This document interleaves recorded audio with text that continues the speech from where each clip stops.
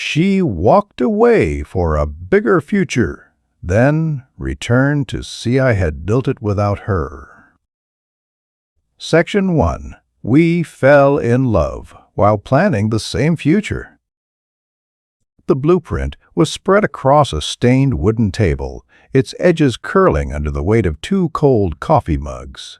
I remember the way Isabelle looked in that flickering lamplight. Her eyes weren't just following the lines I had drawn, they were living inside them. We were 24, fueled by nothing but cheap caffeine and an expensive dream we called the Glass Orchard. It wasn't just a building, it was supposed to be our manifesto, a structural promise that we would never be ordinary. At that moment, I believed our hearts were synchronized with the same rhythmic ambition. Did I miss the signs even then? Perhaps.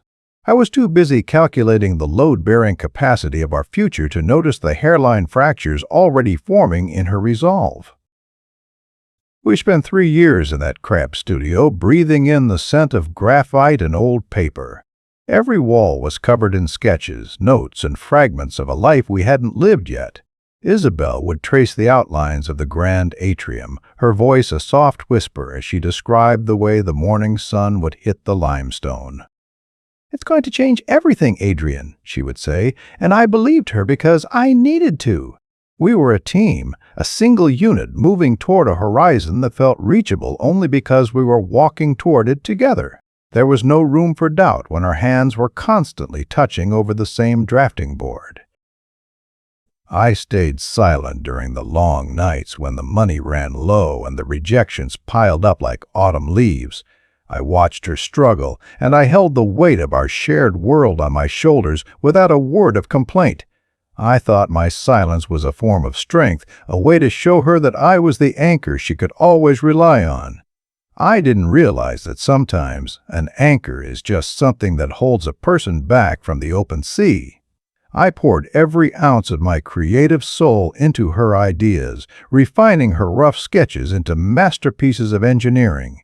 We were building a legacy, or so I told myself every time I skipped a meal to buy more supplies. The project was more than architecture. It was our language. When we couldn't find the words to express our exhaustion, we talked about the ventilation system or the acoustics of the main hall. It was a beautiful, intellectual shield that protected us from the harsh reality of the world outside. Isabelle was the fire, the visionary who saw the impossible, and I was the earth, the one who made sure the impossible didn't collapse under its own weight. We were a perfect, closed circuit. Or at least, that was the narrative I had authored in my head, while she was quietly beginning to read a different book entirely.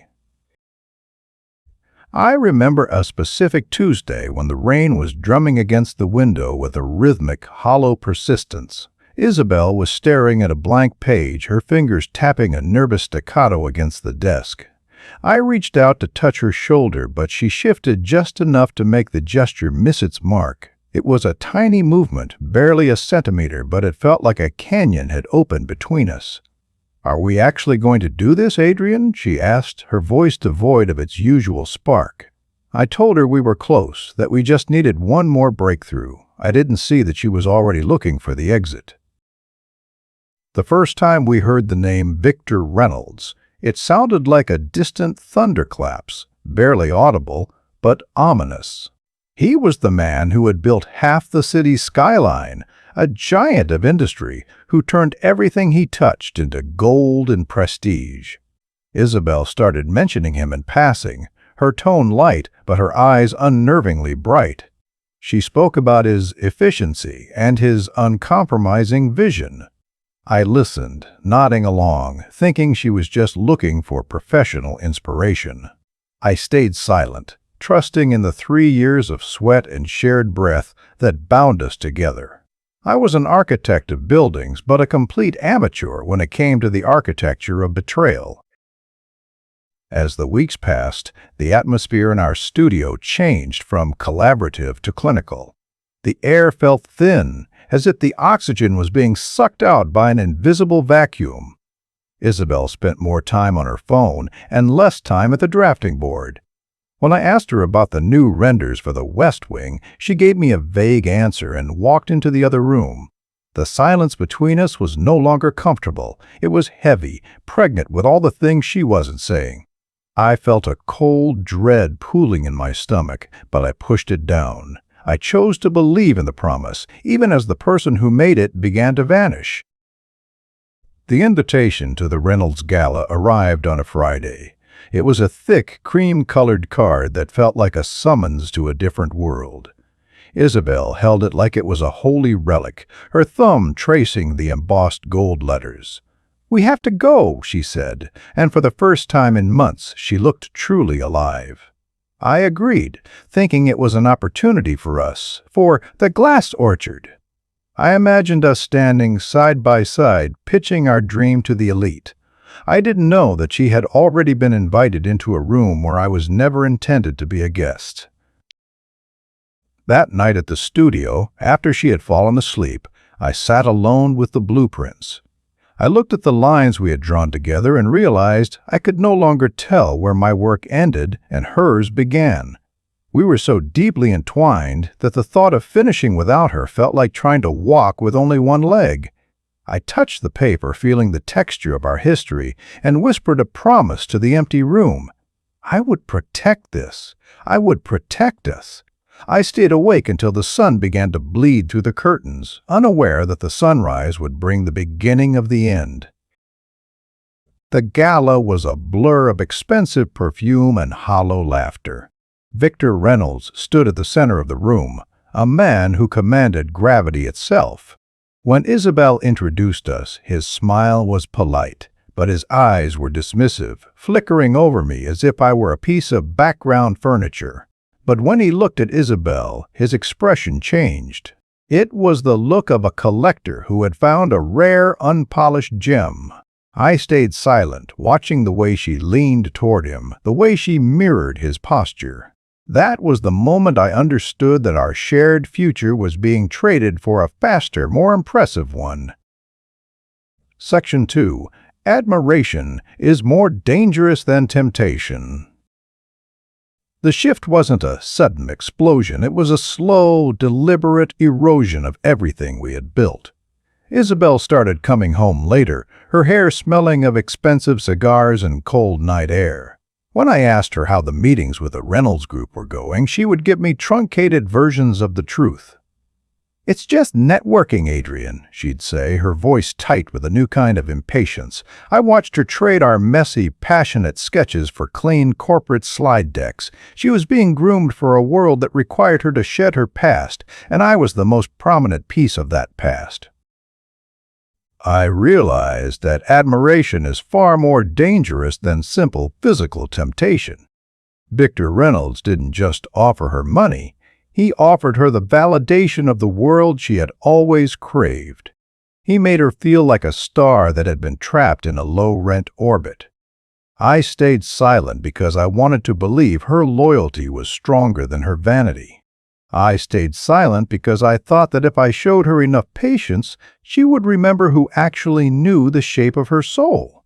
But silence is often interpreted as weakness by those who are looking for an excuse to leave.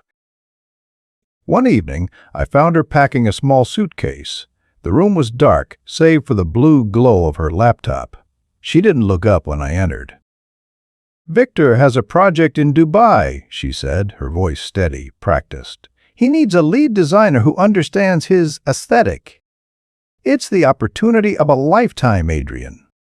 I stood in the doorway, my hands shoved deep into my pockets to hide their shaking. I didn't ask about our project. I didn't ask about the promise. I stayed silent because the answer was already written in the way she refused to meet my eyes. The betrayal wasn't just in her leaving, it was in the way she spoke about the glass orchard, as if it were a childhood hobby she had finally outgrown. "We were young and idealistic," she said, snapping the locks on her suitcase. "But you have to be realistic, Adrian. You can't build dreams on coffee and hope." She walked past me, and for a second the scent of her perfume, the one she only started wearing after meeting Victor, filled my lungs. It was cold, floral, and entirely foreign. She left the keys on the drafting board, right on top of the blueprints for the atrium. For a week, I didn't move. The studio became a mausoleum of what we almost were. I stared at the blueprints until the lines blurred into a gray haze. I thought about calling her, about screaming, about demanding she explain how she could just walk away from the work of our lives. But I stayed silent. I realized that any words I sent her way would just be consumed by her new, glittering reality. She didn't want my passion, she wanted Victor's power. I understood then that the only way to reclaim my dignity was to become the person she no longer thought I could be. I began to notice the small ways Victor was erasing me from the narrative of her career. In a trade magazine interview, she spoke about her early influences without mentioning my name once. She attributed our shared breakthroughs to her own isolated periods of reflection. It was a clinical, professional assassination. I stayed silent, feeling the cold weight of her erasure. I didn't post on social media. I didn't reach out to mutual friends, and I didn't leak our shared files. I simply sat at the drafting board and picked up the pencil she had dropped. The loneliness was a physical pressure, a constant tightening in my chest that made it hard to breathe. Caleb, my only friend who dared to visit, told me to move on. "She's with Reynolds now, Adrian. You can't fight a mountain." I looked at the sketches on the wall, the ones she hadn't taken because they weren't polished enough for her new life. I realized she had left the soul of the project behind. She had taken the prestige, but I still held the truth. I stayed silent, and for the first time in years, I started to draw for myself. I saw a photo of them at a premiere in London. Isabelle was wearing a dress that cost more than our studio's annual rent. She looked radiant, leaning into Victor's side as he whispered something in her ear. She looked like she had finally arrived. I looked at my own reflection in the darkened window of the studio, tired, thin, and surrounded by paper. The psychological gap between us was now a literal ocean. I stayed silent, turning away from the screen. The pain was there, but it was being replaced by a cold, sharpening focus. I decided that I wouldn't let the glass orchard die just because she had stopped believing in it. I would finish it, not for her and not even for us anymore. I would finish it to prove to myself that the vision was real, even if the partnership was a lie. I began to work 18-hour days, refining the engineering, solving the structural puzzles we had struggled with for years. Without her constant shifting of the goals, I found a new, terrifying clarity. I was no longer the anchor, I was the architect, and the building was starting to breathe. The pressure of my solitude became my greatest tool. I had no one to please, no one to compromise with. I stayed silent in the face of the city's indifference. I sold my car, my watch, and anything else of value to keep the studio lights on. I became a ghost in my own life, haunted by the memory of her laughter but driven by the reality of her betrayal. One night, I finally solved the ventilation issue for the main hall. The very thing she said was impossible. I looked at the solution and felt a quiet, chilling realization. I didn't need her to finish what we started. I heard through Naomi, a mutual friend, that Isabelle was struggling with Victor's new project. Apparently, his uncompromising vision didn't leave much room for her actual talent. She was becoming a decorative piece in his empire, a face for his brand, rather than a creator.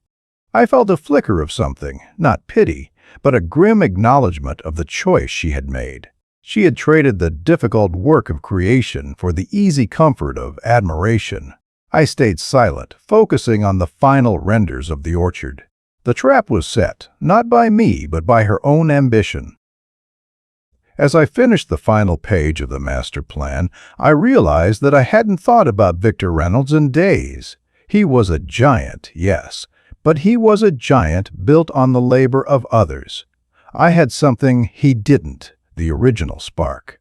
I sat back in my chair, the silence of the studio finally feeling like a sanctuary instead of a cage. I had completed the promise she walked away from, and it was more beautiful than anything we had ever imagined together. But as I looked at the finished work, a single question remained. What would she do when she realized she was no longer in the drawings? Section 3. I realized our dream sounded better without me. I stood outside the steel and glass monolith of the city's largest development firm, clutching a leather portfolio that felt heavier than the building itself. For years, I had been the shadow behind Isabelle's light, the one who stayed in the studio while she did the talking. I had convinced myself that I was incapable of selling the dream, that my voice lacked the melodic charm required to make investors part with their millions. But as I walked through those revolving doors, I realized I wasn't just carrying blueprints, I was carrying the unfiltered truth of 3 years of my life. I stayed silent in the elevator, watching the floor numbers climb, feeling a strange clinical detachment from the man I used to be. The boardroom was a desert of mahogany and cold air. 6 executives sat in silence, their faces as unreadable as the contracts they signed.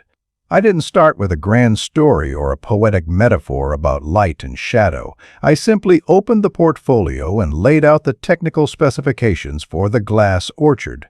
I explained the airflow, the structural integrity of the cantilever gardens, and the cost efficiency of the new limestone composite I'd developed.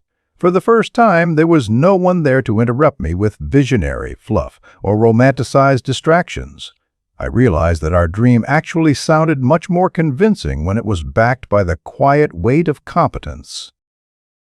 One of the senior partners, a man named Marcus Thorne, leaned forward, his eyes narrowing as he studied the drawings.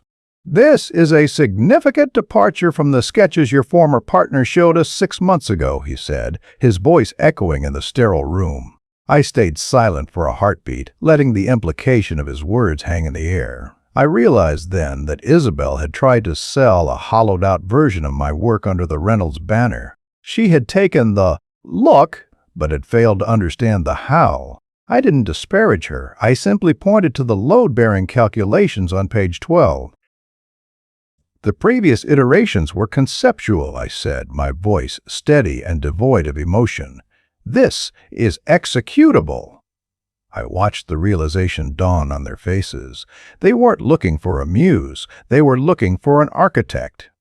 I stayed silent as they whispered among themselves, realizing that I didn't need Isabelle's charisma to fill the room. My work was doing the talking for me, and for the first time in my career, the silence was an ally instead of a void. I felt a surge of cold, quiet power. I wasn't just Adrian Cole, the boyfriend. I was Adrian Cole, the man who had solved the impossible. That was the moment I understood that Isabelle hadn't been my partner in creation. She had been a filter that softened my edges. Without her, my work was sharper, more dangerous, and infinitely more valuable. I realized that my silence during our relationship wasn't just patience. It was a reservoir of untapped energy that was finally being released. I stayed silent because I knew that if I spoke too much, I might give away the secret of my newfound strength.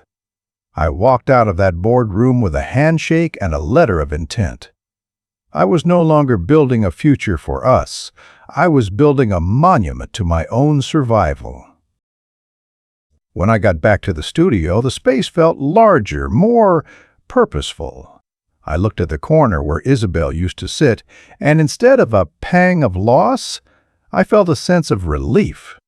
The air was no longer thick with her anxieties and her need for constant validation. I realized that I had been carrying her creative weight for so long that walking alone felt like flying.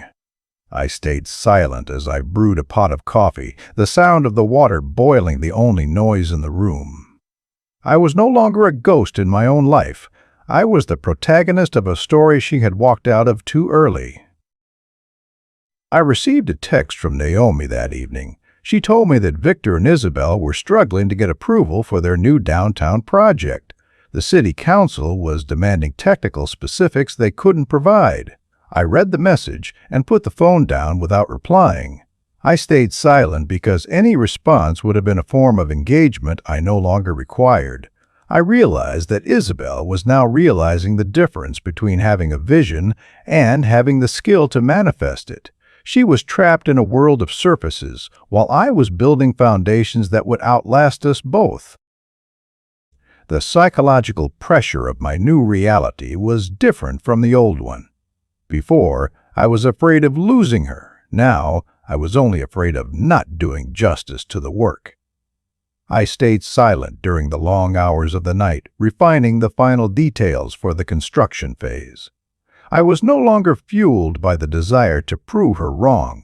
I was fueled by the necessity of being right. I realized that the best form of dominance isn't winning a fight. It's moving to a level where the fight no longer matters. I was ascending, and she was still trying to figure out how the elevators worked.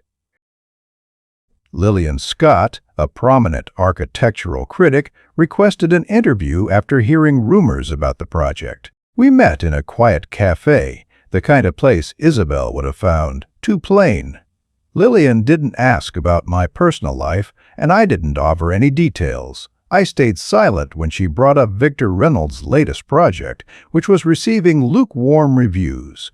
I realized that the industry was already starting to sense the hollow center of his empire. "Your work has a certain gravity, Adrian," she said, her pen poised over her notebook. I told her that gravity is simply the result of something having actual mass. As I left the cafe, I felt the first real chill of autumn. It reminded me of the night Isabelle left, but the memory had no teeth anymore. I stayed silent as I walked through the park, watching people go about their lives, unaware of the structural shift happening in the city's hierarchy. I realized that the true power of my position was that I didn't need anyone to know my name yet. The building would stand, and people would wonder who had the strength to hold up all that glass. But as I reached my door, I saw an envelope that didn't belong. It was a handwritten note from Isabelle, and the first word was my name. Section 4. She left the relationship, not the narrative. The note was brief, written on the heavy, cream-colored stationery that Victor Reynolds favored. "Adrian, I heard about the Thorn contract. We should talk. It's important for the legacy of the orchard. I stared at the paper for a long time, feeling the familiar pull of her manipulation. She wasn't asking how I was. She was asking how she could still be a part of the success. I realized that she hadn't just left the relationship, she had tried to leave me with the debt while she kept the equity. I stayed silent, folding the note into a small, precise square and placing it in the trash. The following week, the glass orchard was officially announced in the trade journals. My name was the only one on the masthead. The reaction was a slow-motion explosion of interest. I stayed silent as the phone calls started coming in, agents, developers, and old classmates who hadn't spoken to me in years. I realized that the narrative of the solitary genius was one the world loved, but it wasn't a role I was playing. It was the reality she had forced me into. I stayed silent because the work was my only legitimate spokesperson, and it was speaking with a clarity I had never possessed before. I saw Isabelle at the Architectural League Symposium. She was standing next to Victor, her hand resting on his arm in a way that looked more like a calculation than an affection. When she saw me, she didn't look away. She smiled, a practiced, luminous expression that I used to find intoxicating. I stayed silent as they approached, feeling the eyes of the room turning toward us. I realized that she wanted to create a public moment of professional reconciliation to ensure she wasn't written out of the history books. "Adrian," she said, her voice loud enough for the people nearby to hear, "the orchard looks evolved. I'm glad you kept my core concepts." The pressure in the room was palpable. Victor Reynolds stood there, looking at me like I was a minor inconvenience he was finally forced to acknowledge. I stayed silent for a few seconds, letting her statement hang in the air until it felt heavy and awkward. I realized that she was trying to claim the soul of the project while I did the manual labor. I looked her in the eye, not with anger, but with a calm, terrifying neutrality. "The core concepts were always the engineering, Isabelle," I said, my voice low and steady. "And the engineering is entirely mine." The smile on her face didn't falter, but her eyes went cold. Victor cleared his throat, a sound of practiced authority. "We're all glad to see the project moving forward, Cole. Perhaps there's a way for our firms to collaborate on the final phase." I stayed silent, realizing that he was trying to buy his way into the narrative now that it had actual value. He didn't want the work. He wanted the prestige I had salvaged from the wreckage of their betrayal. I stayed silent because a no would have been a negotiation, and I was finished negotiating with people who didn't understand the cost of a promise. I walked away without waiting for a response. I realized that the most powerful thing I could do was to deny them the confrontation they were prepared for. They wanted a scene, a drama, something they could spin into a story of creative differences. I stayed silent, leaving them standing in the middle of the floor, two people who had everything but the one thing that mattered, the truth. I felt a rising psychological pressure, but it wasn't from them. It was from the sheer scale of the project I now had to execute. I had successfully defended the gate, but now I had to build the city. In the weeks that followed, Isabelle began a subtle campaign of reinsertion. She started posting old photos of the studio on social media, captions filled with vague nostalgia and the early days of the vision. She was trying to remind the world that she was there at the beginning. I realized that she was terrified of becoming a footnote in a story she thought she owned. I stayed silent, never liking or commenting on any of it. I realized that by not reacting, I was making her efforts look desperate and one-sided. Silence is the ultimate weapon against a person who lives for attention. Caleb called me, sounding concerned. "She's telling people she's the one who brought Thorne to the table, Adrian. She's saying you're just the guy who finished her drawings." I stayed silent, listening to the static on the line. I realized that her betrayal wasn't a one-time event. It was a continuous process of trying to diminish me to elevate herself. I stayed silent because I knew that Thorne had the actual contracts, and the contracts didn't have her name on them. I realized that the truth doesn't need to shout to be heard. It just needs to exist. The construction of the glass orchard began on a Tuesday in November. I stood on the site, watching the excavators bite into the earth. It was the first time the dream felt like physical reality. I stayed silent as the foreman asked me for the final specs on the foundation. I realized that every stone laid was a word in a sentence that Isabelle could no longer edit. I felt a quiet satisfaction, a cold heat that radiated from my core. I was no longer a man who had been left. I was a man who had arrived. That night, I received an email from a private address. It was from Isabelle. It wasn't about the project or the legacy. It was a single sentence. "I miss the way we used to look at the stars from the studio roof." I stayed silent, the blue light of the screen reflecting in my eyes. I realized that this was her final move, an attempt to reach for the person she thought I still was. I stayed silent because the stars were still there, but the man who looked at them with her had died the night she packed her suitcase. I hit delete, but as I did, I noticed a missed call from an unknown number and a voicemail that started with Victor Reynolds' shaking voice.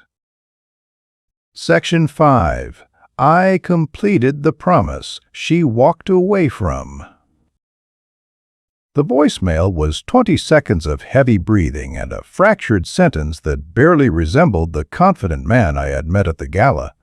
"Adrian, we need to settle this. The press is asking questions about the original patents. We need to settle this before it gets out of hand." I played the message once, then deleted it. I stayed silent because there was nothing to settle. I had filed the technical patents for the self-sustaining irrigation system and the limestone glass fusion weeks before she had even packed her bags. I realized that Victor hadn't just stolen my partner, he had tried to build a reputation on a foundation he didn't realize was registered in my name. The sight of the glass orchard became my entire world. I moved a cot into the foreman's trailer, living amidst the roar of generators and the smell of wet concrete. Every morning at 5:30 a.m., I was there, watching the steel skeleton rise against the gray sky. I realized that the promise we made wasn't actually to each other. It was a promise to the materials, to the vision of a building that could breathe. Isabelle had walked away from the work because she thought the vision was the prize. I stayed silent, knowing the prize was the endurance required to see the vision through. The physical weight of the project was immense, but it was a weight I finally understood how to carry.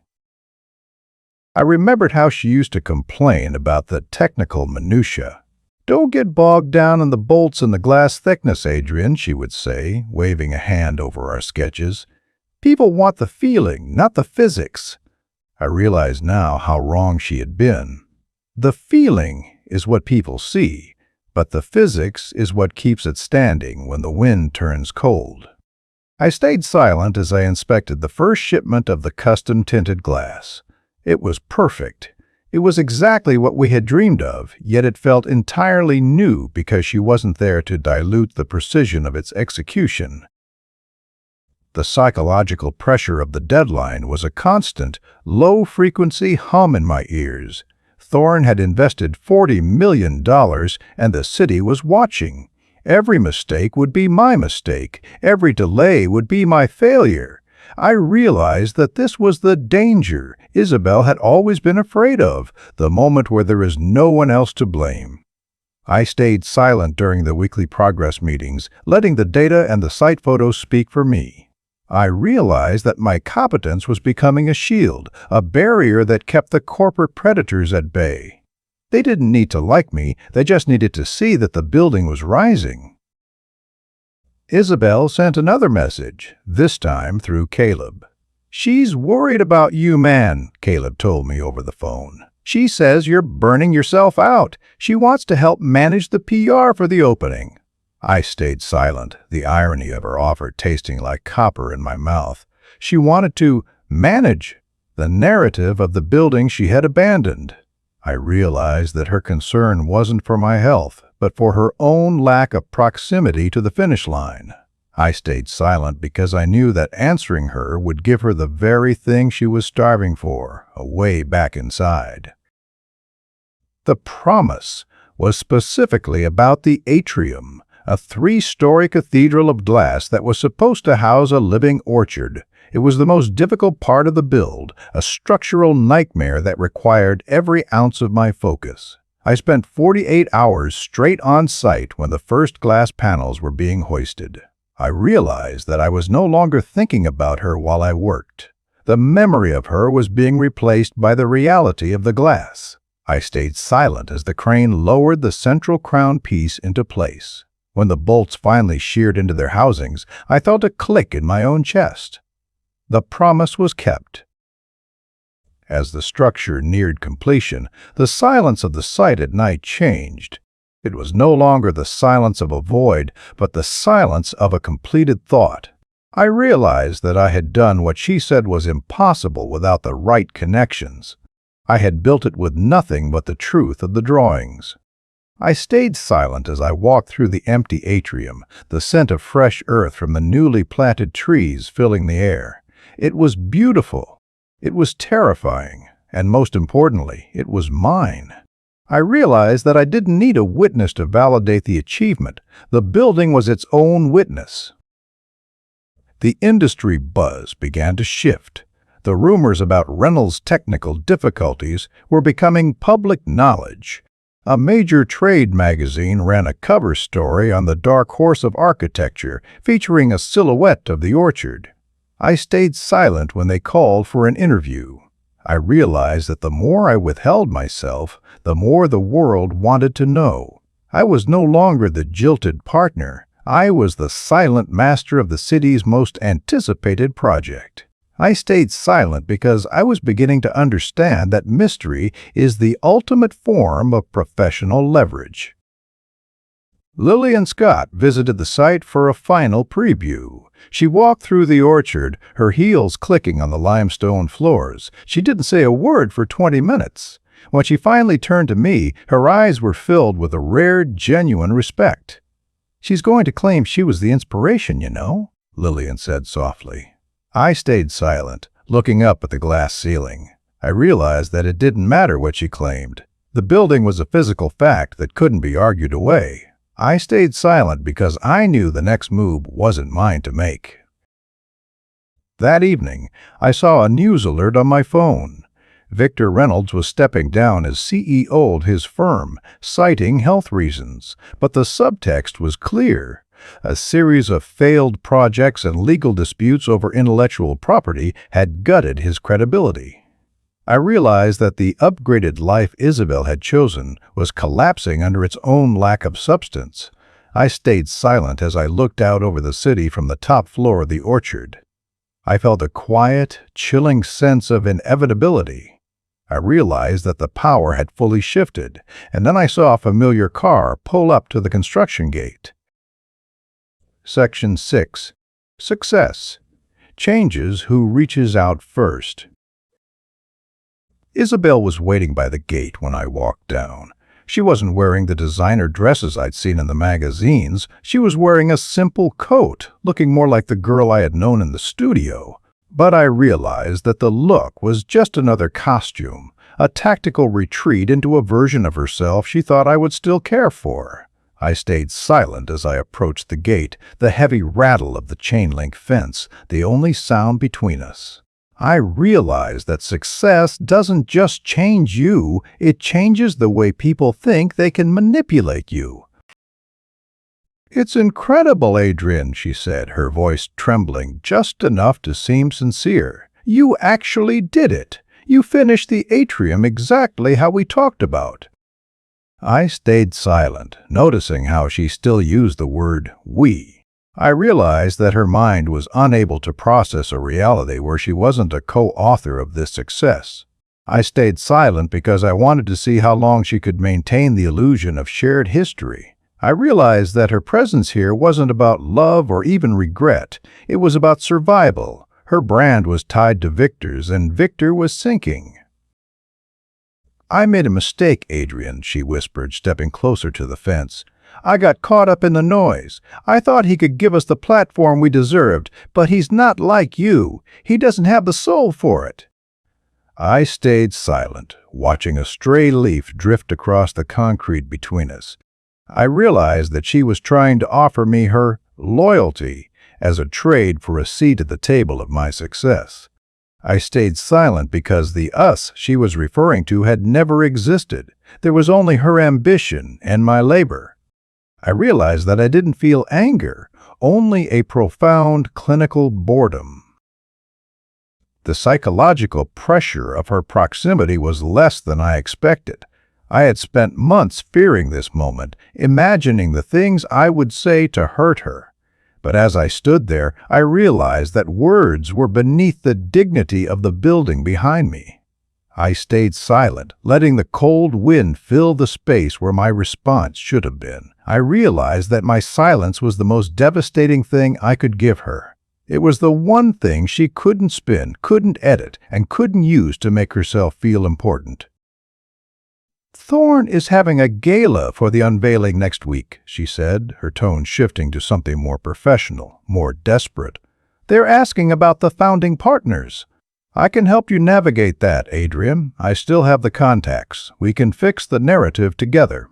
I stayed silent, realizing that she was actually asking me to lie for her. She wanted me to help her rewrite the last year of our lives so she could maintain her status in the industry. I stayed silent because I was amazed at the sheer, unadulterated gall of her request. I realized then that she didn't just leave the relationship, she had lost her grip on reality. I reached into my pocket and pulled out a small plastic security badge. It was a visitor's pass, the kind given to temporary contractors. I handed it through the fence. "The public tour starts at 10 on Monday," I said, my voice as cold and clear as the glass in the atrium. "You should see the irrigation system. It works exactly as I designed it." I stayed silent as I watched her face crumble. The realization that she was now just a visitor in her own dream was a blow she wasn't prepared for. I stayed silent because I had finally found the limit of my patience. She looked at the badge like it was a piece of poison. "Is that all I am now? A visitor?" she asked, her voice sharpening with a flicker of the old Isabelle. I stayed silent, turning my back to her. I realized that the more she talked, the more she revealed how little she had actually contributed. I stayed silent as I walked back toward the orchard, the sound of my own footsteps echoing against the limestone. I realized that I had already given her everything she was owed, the truth. I stayed silent because there was nothing left to negotiate. The days leading up to the gala were a whirlwind of activity, but I moved through them with a strange, calm detachment. I stayed silent during the final rehearsals, watching the caterers and the florists transform the space. I realized that I was no longer the man who lived in a cramped studio. I was the master of this house. I stayed silent when Naomi called to tell me that Isabelle was trying to get on the guest list through Thorne's office. I realized that she was going to show up regardless of whether she was invited. I stayed silent, and I told the security team to let her in. The night of the gala arrived. The glass orchard was lit from within, a glowing jewel in the city's skyline. I stayed silent as I dressed in a suit that fit me perfectly, a far cry from the frayed jackets I used to wear. I realized that the person I saw in the mirror was someone Isabelle wouldn't recognize, and that was the point.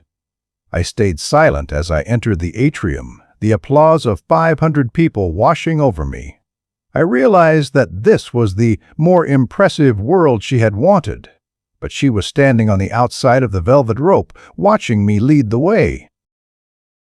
I saw her across the room, standing near one of the trees in the orchard. She was wearing a stunning dress, trying to look like she belonged, but no one was talking to her. The news of Victor's collapse had made her social radioactive. I stayed silent as Marcus Thorne raised a glass to me, his voice booming through the perfect acoustics of the hall. I realized that the ultimate victory isn't taking something away from someone else, it's becoming something they can no longer reach.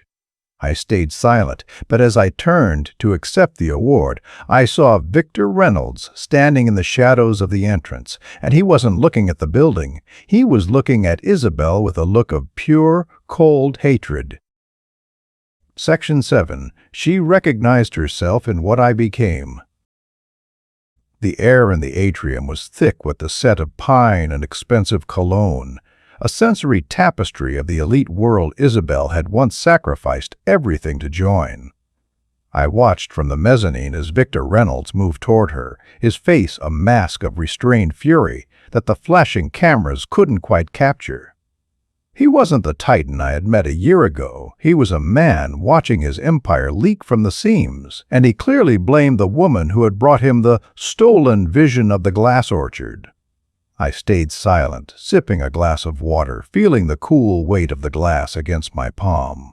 I realized that the greatest punishment for a person who seeks status is to be seen with someone who is losing it. Isabelle tried to step away from him, her eyes darting across the room until they landed on me. I didn't look away. I stayed silent, allowing her to see the person I had become in her absence, composed, settled, and entirely indifferent to her plight. I realized that she was looking for the version of me that would rush to her side to protect her from Victor's venom, but that Adrian was a ghost she had exorcised herself. I saw the moment the realization hit her. She recognized the cold, professional ambition in my eyes that she used to see in her own mirror. I had become the impressive figure she had left me to find, but I had done it through the labor she refused to perform. She managed to slip away from Victor and began weaving through the crowd toward the stairs. I stayed silent as she approached the mezzanine, her breath coming in short, uneven hitches. The polished limestone reflected the light of the gala, casting a shimmering glow that made her look fragile, almost translucent. "Adrian," she whispered, her voice barely audible over the hum of the string quartet. "He's saying I lied to him. He's saying I promised him the patents were mine." I stayed silent, watching a bead of sweat trek down her temple. I realized that her entire survival strategy was based on being the victim of whatever man she was currently with. The psychological pressure of the room seemed to concentrate on that small balcony. Below us, the city's power brokers were laughing, unaware that the architect of their surroundings was watching his past dissolve. I stayed silent because I wanted her to feel the vacuum of my lack of interest. I realized that the most painful thing I could do was to offer her no resistance, no anger, and no salvation. She was drowning in the shallow end of the pool she had jumped into, and I was simply a spectator. "You have to tell them, Adrian," she pleaded, her hand reaching out but not quite touching my sleeve. "Tell them we were partners. Tell them the research was a shared effort." I looked down at the crowd, then back at her.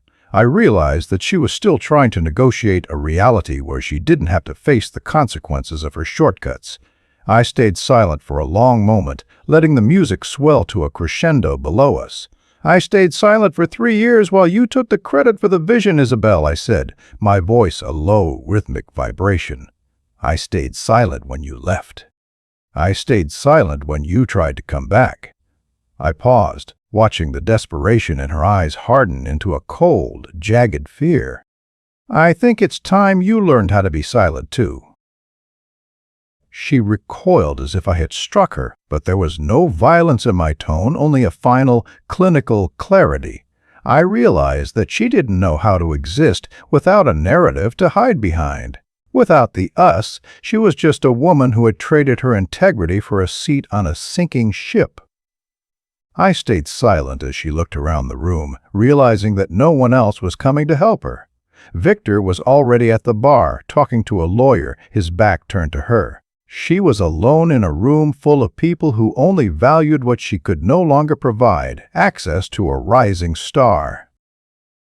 The pressure intensified as Marcus Thorne began to walk toward us, his face beaming with the pride of a man who had backed a winner. I stayed silent, watching Isabelle try to compose herself, her hands shaking as she smoothed her dress. I realized that she was terrified of what I might say to Thorne in this moment. She thought I was going to humiliate her publicly, to have her removed, to enact a scene of dramatic vengeance. I stayed silent because I knew that the reality of her irrelevance was far more damaging than any public scene could ever be. I wasn't going to destroy her. I was simply going to allow the world to see her clearly. "Adrian, a masterpiece," Thorne boomed, clapping a hand on my shoulder. He glanced at Isabelle, his eyes flickering with a momentary confusion. "And you are?" The question was a guillotine. He had met her a dozen times during her tenure with Reynolds, but now, in the light of my success and Victor's failure, she had become invisible. I stayed silent, letting the awkwardness of the moment stretch until it was almost unbearable. I realized that Thorne wasn't being cruel. He had simply deleted her from the narrative of the project, just as she had tried to delete me. "This is Isabelle Hart," I said finally, my voice devoid of any inflection. "She was here at the very beginning." I stayed silent, watching the brief flash of hope in her eyes get extinguished by my next words. She left before the engineering phase began. "She's a guest of Mr. Reynolds." I saw her flinch at the word guest. It was a reminder that she held no title, no authority, and no claim to the walls around her. I realized that by being kind enough to introduce her, I had effectively defined her as a spectator in her own life's work. Thorne nodded dismissively and turned his attention back to the cantilevered beams above us. Right. Well, plenty of people were here for the ideas, Adrian, but you're the one who made the glass stay up." I stayed silent as Thorne led me away to meet a foreign dignitary, leaving Isabelle standing alone on the mezzanine. I realized that she was finally seeing the building for what it was, a monument to everything she lacked the patience to build. I stayed silent, but as I glanced back one last time, I saw her clutching the visitor's badge I had given her, her knuckles white against the plastic. Section 8. What Revenge Looks Like When Love Was Real. The morning after the gala, the orchard was quiet, the air still and expectant. The guests were gone, the champagne glasses cleared, and the only sound was the automated misting system keeping the trees hydrated in the atrium. I sat on the floor of the main hall, leaning against a limestone pillar, feeling the cool stone through my shirt. I realized that the moral victory I had been chasing wasn't a public event. It was this specific, private silence. I stayed silent because I finally felt the weight of the promise being fully discharged. The building was no longer a project. It was a fact. I heard the heavy doors at the entrance groan open, and I didn't need to look up to know who it was. The footsteps were hesitant, lacking the rhythmic confidence of someone who belonged there. I stayed silent as Isabelle walked into the center of the atrium, the morning sun hitting the glass and casting long, sharp shadows across the floor. She wasn't wearing the gala dress anymore. She was in a simple sweater and jeans, looking like the girl who used to spill coffee on my blueprints. I realized that she had come here to find a closure that her ambition had denied her. "It's more beautiful in the morning light," she said, her voice echoing softly in the vast space. I stayed silent, watching the way the light played across the leaves of the trees we had picked out together in a nursery 3 years ago. I realized that she was waiting for me to say something, to forgive her, to gloat, or to ask her to stay. But I stayed silent because any of those actions would have been a lie. The love that had fueled the original dream was real, and because it was real, it couldn't be resurrected through a conversation. It had been transformed into the glass and stone around us. She sat down on a bench a few yards away, her eyes tracing the lines of the ceiling. "Victor is being indicted," she said quietly. "The firm is finished. I'm moving back to my parents' place for a while." I stayed silent, feeling a faint ripple of something that might have been pity, but it didn't reach my heart. I realized that she was waiting for me to offer her a job, a way out, or a reason to remain in the city. I stayed silent because the space she used to occupy in my life was now filled with the integrity of my work. I didn't need a partner who only valued the sunrise. "Why didn't you ever fight me, Adrian?" she asked, her voice cracking for the first time. "Why didn't you call me out? Why didn't you tell everyone what I did?" I stayed silent for a moment, looking at the intricate joinery of the glass panels. I realized that she needed me to be the villain so she could justify her own choices. If I had fought her, I would have validated her importance. "Because the building doesn't care about the drama, Isabelle," I said, my voice calm and final. "And neither do I." I stayed silent, watching her realize that my lack of revenge was the most profound form of it. I realized that revenge isn't about hurting someone, it's about reaching a state of existence where their presence or absence has no impact on your trajectory. I stayed silent as she stood up, her movement slow and heavy. She looked at me one last time, perhaps hoping to see a glimmer of the old Adrian, the one she could manipulate with a smile or a shared memory. I stayed silent, offering her only the reflection of her own choices.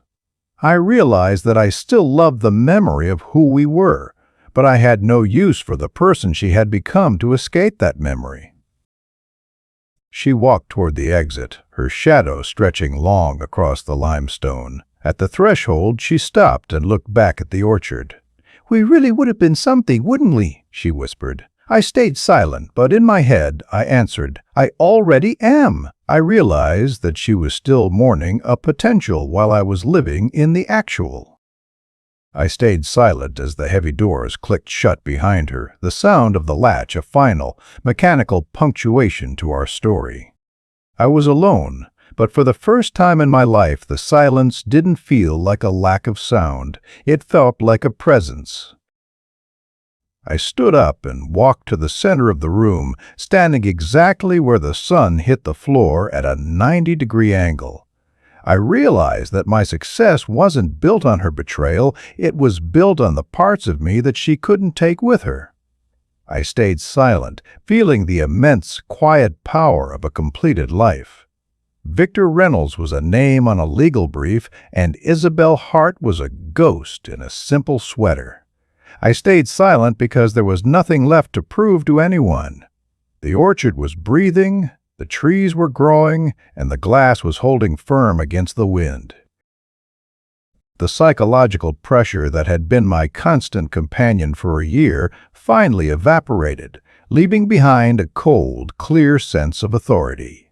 I stayed silent as I pulled my phone from my pocket and blocked the last of the numbers associated with my past. I realized that moving forward wasn't about forgetting. It was about outgrowing the container of your old life. I stayed silent as I walked out of the service entrance, leaving the building to its own devices. I realized that I didn't need to be the architect every hour of the day. I could just be a man who kept a promise. As I walked down the street, the city was waking up, the noise of traffic and construction filling the air. I stayed silent, a small, restrained smile touching my lips. I realized that I had achieved the ultimate moral victory. I had survived her ambition without losing my own. I had won by simply refusing to lose the parts of myself that mattered. I stayed silent because the story was finally over, and the ending was exactly what it needed to be.